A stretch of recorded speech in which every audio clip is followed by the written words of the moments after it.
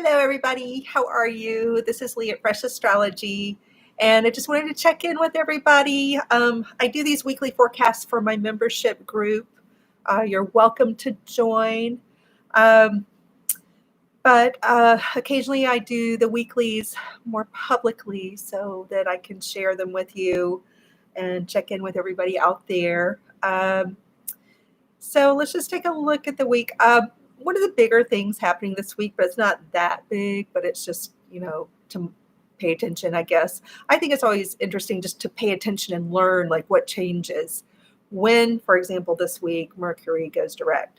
So Mercury's been in retrograde, and you've experienced what that is like. And now it's moving direct in a couple of days. So just notice what happens over, the week. Is there a shift in how messages get through, how you understand? Oh, hi, Lisa. Thank you. Yeah, these are my new favorite glasses. I have to, you have to make life interesting somehow, especially these days. So what do? I get different pairs of glasses. So anyway, in terms of monitoring your own astrology and learning more about how you're impacted or not, you may conclude you're not impacted. But to monitor it, notice this week, in terms of the flow of communication, how messages get across, or projects that have been stalled, what changes, what seems to move forward later in the week. So we're looking toward Friday and Saturday, Sunday, and then over next week. Because there is a shadow phase that happens around a retrograde, both before and after. I do tend to notice, especially as Mercury's about to go direct, and then after that, the shadow phase there on the end of the Mercury retrograde doesn't impact me as much as the one leading up to the retrograde. That's my own, maybe it's perception. I'm going to pay attention. Sometimes we can just think something's true and it's not really true. So I'm going to try to be more mindful about noticing, but usually it just feels like a relief. It feels like such a relief. Not that I definitely don't think Mercury retrograde is the end of the world. I mean, it's a normal part of our year. It happens 3 times a year, and it's just a part of life. It's a part of the way we're supposed to function somehow, where you go forward and you're fast and things are flowing, and then sometimes things need to be slower, more thought through, reconsidered, you know. So I think it's just a part of the rhythm of life, actually. But I think in our culture, we value the go, go, go, fast, fast, fast, no backtracking, no reviewing, no consideration. We tend to value just moving forward and upward, up and to the right at all times, and never slowing down, never doing that introspection. I think individuals may value that, but culturally, it's not as valued. We don't have rewards for doing that. How do we know culture doesn't value? We don't get rewarded for slowing down. We don't get rewarded by culture for going inward. We only get rewarded by culture for doing certain things. That's what culture values. So if we're not rewarded for it, there's less incentive to do it. But of course, I think there's like a counter movement, and then a lot of people are slowing down intentionally. So I think for those people in particular, the Mercury retrograde is not as big a deal because it's not as frustrating. We're more accepting of times when others misspeak, and we need to give them some grace, not judge so harshly. When we misspeak, we can not be as harsh a judge about our own actions. We can forgive ourselves and move on. So I think there's kind of a counterculture as well. I mean, we always see counterculture, but when it's specifically about slowing down, going inward, it kind of jives with Mercury retrograde as opposed to against it. So notice if it even feels like anything to you to have a Mercury retrograde. I mean, I notice little glitches, like, the email, like platform is kind of just acting a little unusual, but it's not a big deal. Or That's not necessarily the case this time. I can't even think of an example this time. I think I've noticed some messaging, and I've been trying to talk to a friend long distance, and we've been going back and forth through WhatsApp. And I noticed that sometimes I think it would just be better if we got on the phone or Zoomed. So I have noticed that, but it hasn't been a big issue. So has it been a big issue, this Mercury retrograde for you? And how do you tend to receive a Mercury retrograde? Like, notice what your own perception of it is. What is your memory of past Mercury retrogrades or this one that we've just come through? Do you notice anything about when it goes direct? Have you ever kind of intentionally noticed that? So I invite you to notice it this week. So that's one of the bigger things. I know it's not that big a deal, but that's happening this week. And then on July 20th, we have new moon in Cancer. That is, what day of the week is that? So Saturdays, I think Mercury goes direct on Saturday the 18th, and then on the 20th, on Monday, is when the new moon happens. So let's think about that new moon. Let me look at it. I'm just looking at my chart. Hang on a second. Let me look. New moon in Cancer.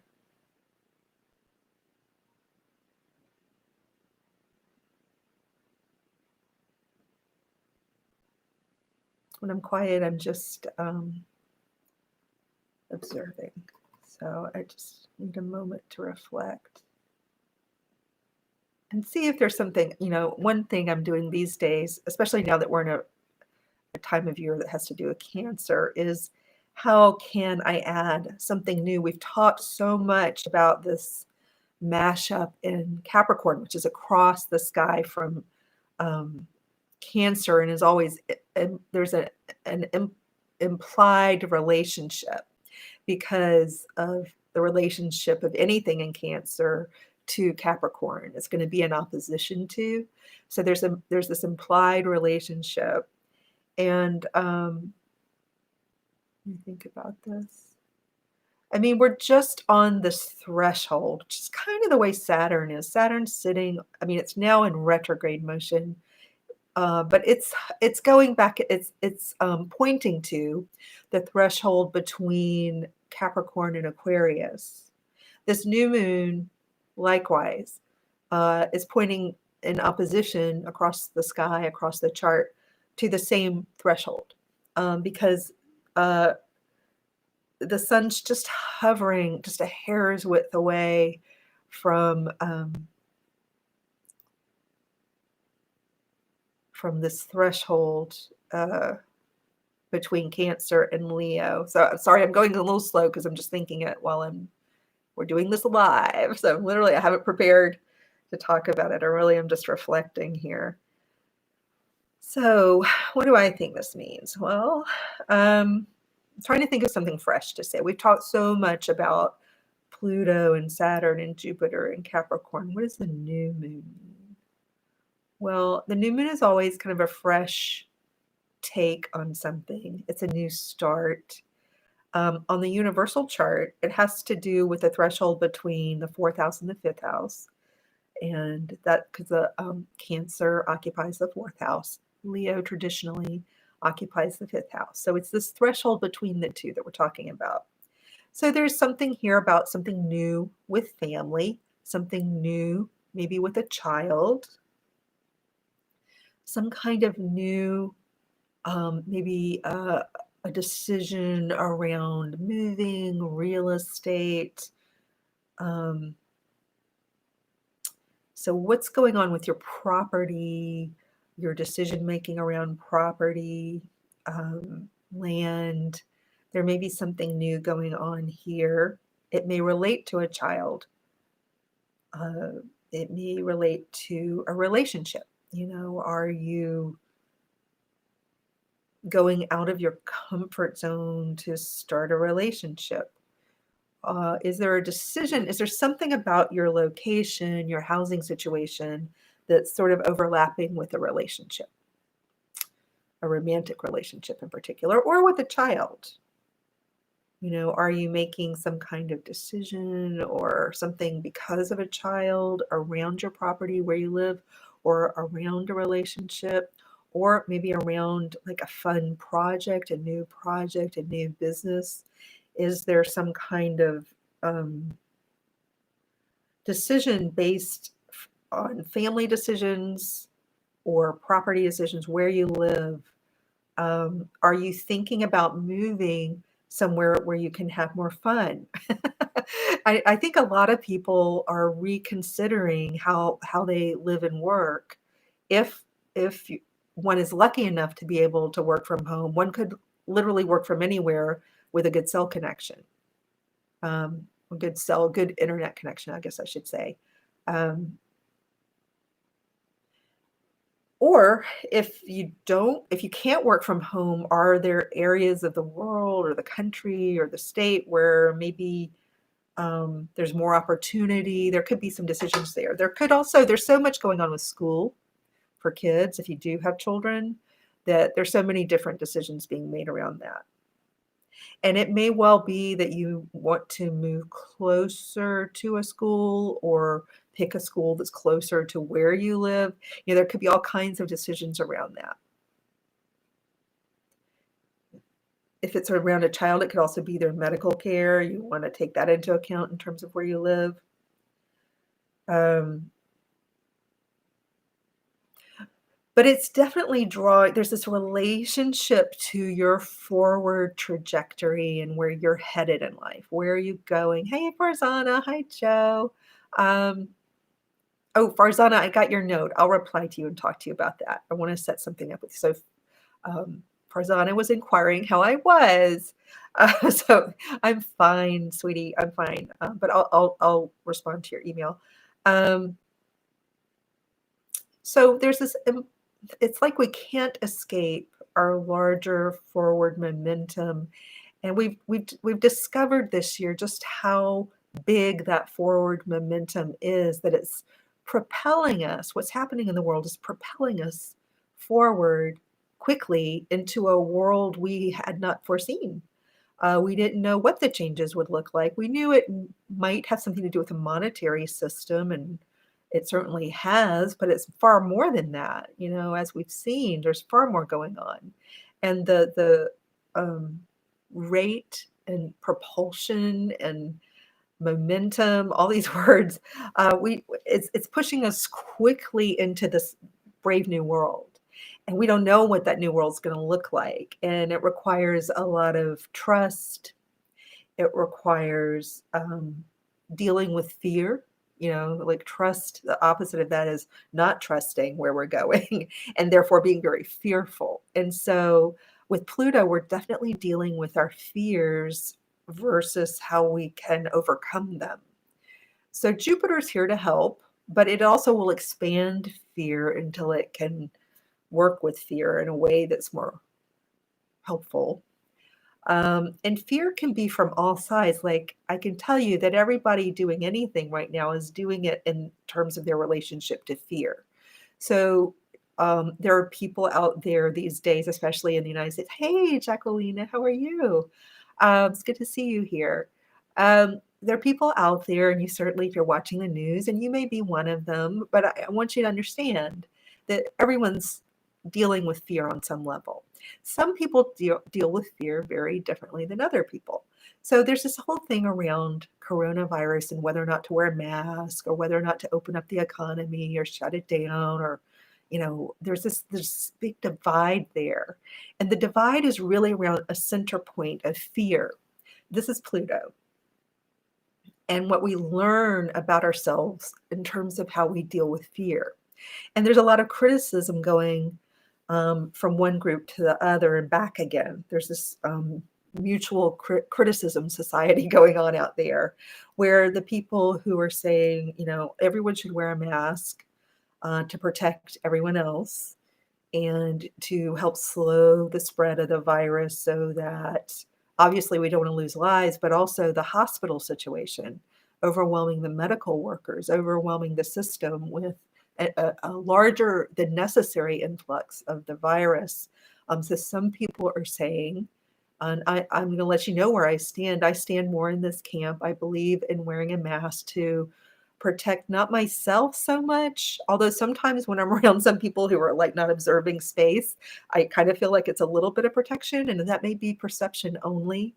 But I do feel like we're being advised now to wear a mask, and I don't feel like any freedom's being taken away by putting a piece of cloth over my nose and mouth. I have no like to me the idea that that's compromising my inherent spirit of freedom. Like I that's such a disconnect for me. So when somebody gets really, really, really upset about putting a piece of cloth over their nose and mouth because maybe it doesn't, but what if it did? What if it, I don't know if it does. I'm not a scientist. I'm not studying this stuff. I'm listening the best I can. And I know that the virus is real. And I know that there are a lot of medical workers who are overly compromised and overly exposed and dying at a higher rate. And I would hate to be a part of causing that. So if there's a chance I can help the system and help the collective and help my fellow countrymen by wearing a little tiny piece of fabric. Like I'm not walking around in fear of the virus, but I'm probably more fearful of hurting somebody. I don't want to hurt. I don't want to cause a bottleneck, an unhealthy bottleneck in an ER because somehow I've exposed other people to the virus. So that's where I sit. But there are people, on the other side who are saying, um, they're saying you shouldn't be so scared and wear a mask. You guys over there wearing a mask, you're acting from fear, you're being controlled. And there's this whole other paradigm of looking at this. And but those people are saying, you're fearful, you're fearful, you're fearful. But the reaction is so strong. It makes and then the people who are saying it's taking away my freedom, it's taking away my freedom, this is infringing on my rights. That's a type of fear as well. There's this huge fear coming from, a portion of the populace that is so scared of their rights being taken away, so scared that this piece of fabric is somehow going to irreparably harm their individual freedoms. And they don't see their relationship to the whole. They see it in a very different light. In fact, they don't seem to want to be related to the whole. They really just want their individual freedom. And there's not this idea of connection to others. So, with Pluto, again, we're dealing with fear. How do we deal with fear? How do we conquer that fear? Like if somebody is wearing a mask, nobody I've talked to who's wearing a mask, except for people with immunocompromised situations, is actually scared of the virus. They're wearing the mask because that's what's being advised, and they don't think it's a big deal. So nobody I personally know who doesn't have an immunocompromised situation going on, and they should be scared. If you've got an immunocompromised situation going on in your own health, it is scary to go out there because you don't want to die. Nobody wants to die. But the people I know who are healthy and wearing masks, they don't seem fearful, but there is this idea that the virus is out there and it could harm people. And then you've got these people who are so frightened of losing their individual freedoms. How can both these groups work with their fear in a healthy way? That's the question. And we have to take a step back and realize that it's not just the other group that needs to fix their attitude.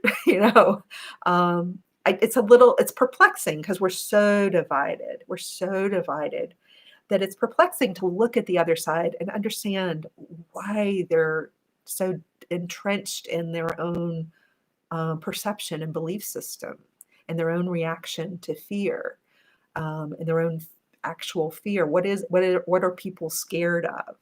You've got the people wearing masks scared of the virus taking over, and then you've got the people over here scared that like a lack of freedom is taking over.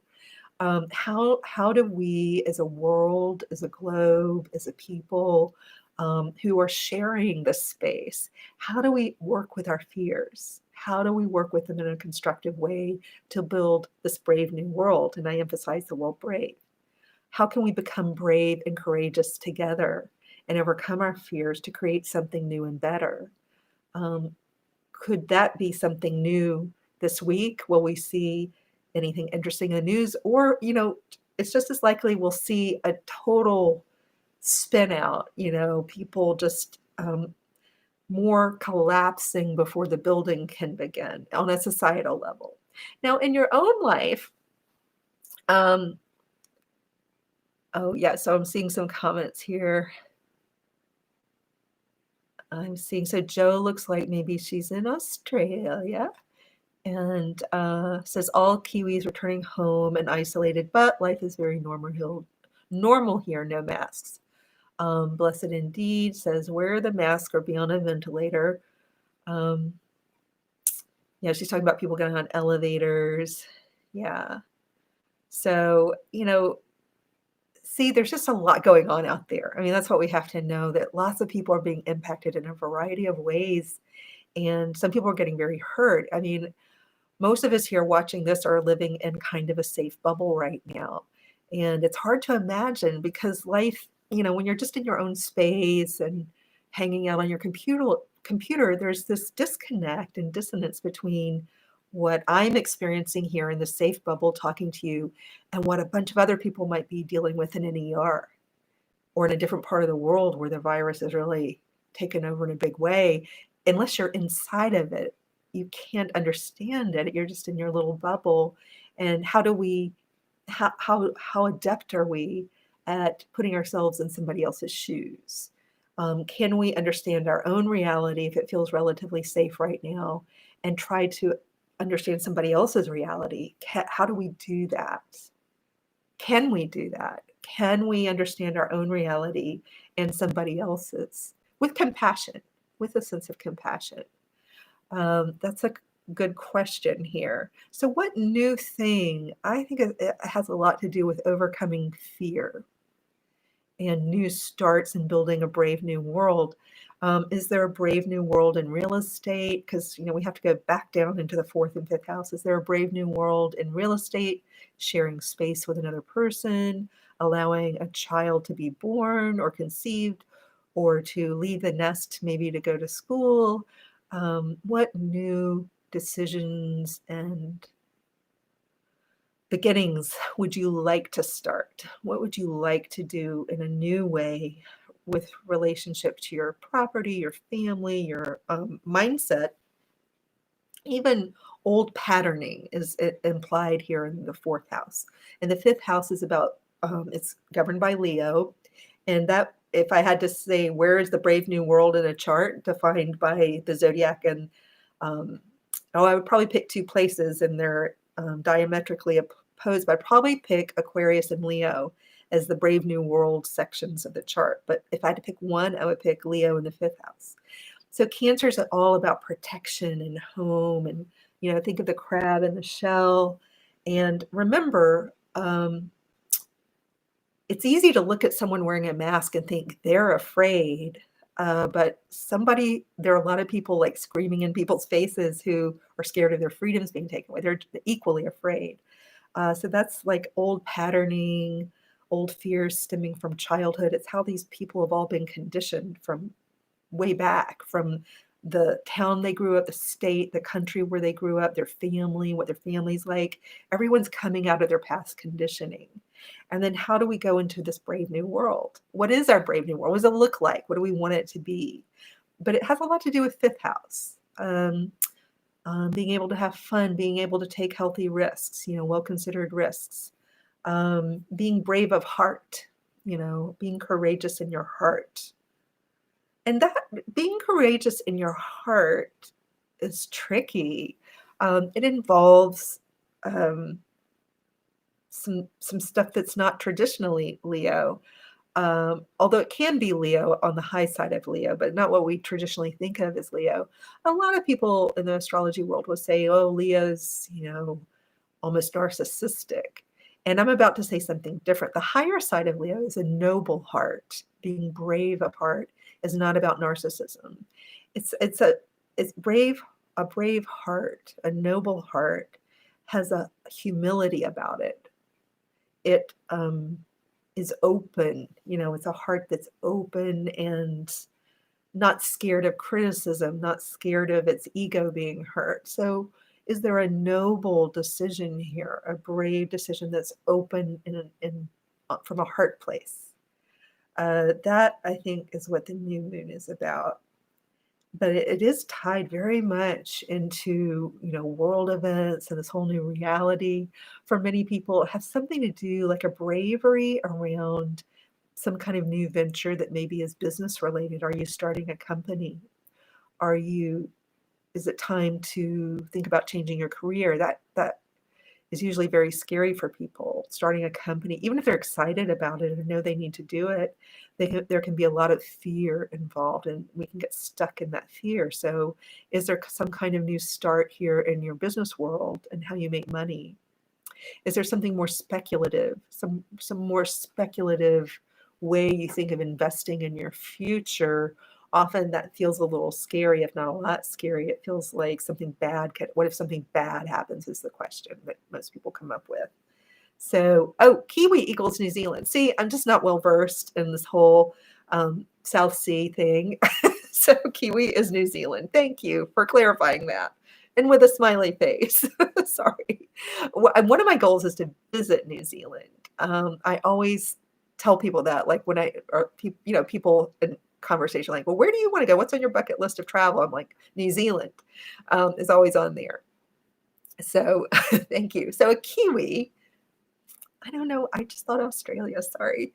But now I know that's New Zealand, and that's actually where I want to go. And I do actually like the kiwi fruit. Um, so that's so this week I think is like think of courageous heart, brave new world. Courage and your yes, and you will love us. I absolutely will. I know that already. That's why I know I want to go. It's calling to me. It's definitely calling to me. So think about that. Where can you be more open in your heart center and facing some of your fears? And I don't mean in a reckless way. I don't mean in a reckless way. I don't, this is more of an openness of heart and it tends to protect you. So, where can you open your heart? Where can you be more courageous in that way? And so for some, there is this implication. You can think of somebody, oh, Australia is the kangaroo. Yes, yeah, that makes sense. Um, but this also implies love. Where, like, can you be braver?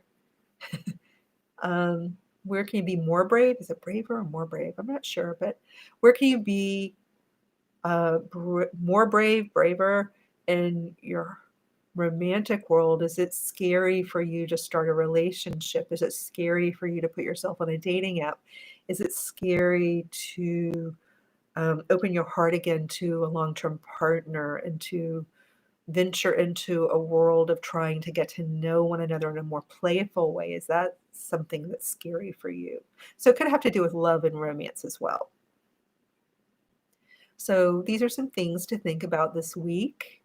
Um, Let me know what happens, or just notice for yourself. Like, be we can't be mindful about astrology 24/7. I'm never mindful about astrology 24/7, but from time to time, especially if I go out at night and gaze at the moon or the lack of moon, it's like, oh, where is the moon right now? And then I'll remember. So I have to jog my memory too when I'm out and about to notice what's going on right now. Or if I see something bright in the sky, it really helps to go out at night, or for me, because then I'm like, well, what is that big bright thing right there? And then I get out. I have a phone app that will identify what stuff is. So somebody's saying I love koala bears. I love this chat going on right now. Anyway, have a great week. Notice what's going on for you. Where can you be more open in your heart center? All right. Take care, everybody. And I'll talk to you soon.